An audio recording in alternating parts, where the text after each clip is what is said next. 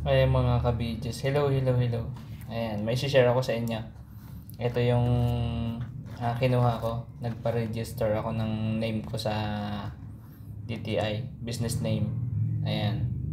So, ito. Ito, ang binayad ko dito nasa 500. 530. Ito na yung registration ko. So, okay na.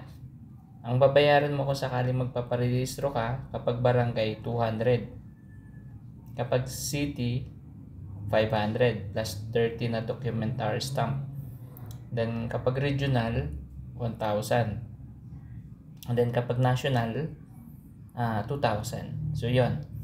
Yun ang mga babayaran mo kapag magpaparehistro ka ng pangalan sa DTI.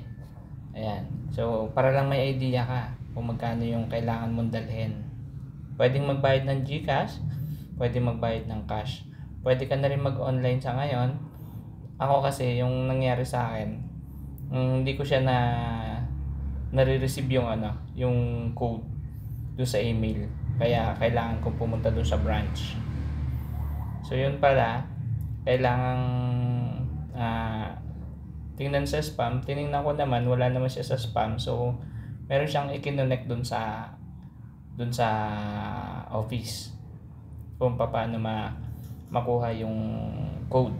So yan, kinonnect niya dun sa office, and then sinend sa email ko. So yan, kaya nakakuha ako nito. Instant DTI ito nasa ilang minuto lang ako doon. Natagalan lang ako kasi doon sa pagbabayad ko pero hindi dahil sa kanila. Dahil sa GCash ko, kulang yung laman ng GCash ko. So, yun. Nagpadagdag pa ako. Buti na lang may nag-offer sa akin na yung isang teller, sinendan ako ng kakulangan ko dun sa GCash. So, yun lang. Easy. Madali pa rin. So, thank you dun sa nag-assist sa akin dun sa Rizal branch. Ayan. May DTI na tayo. Kailangan na lang natin BIR. Sunod natin BIR. Ayan. So, magkakaroon na tayo ng sarili nating basket.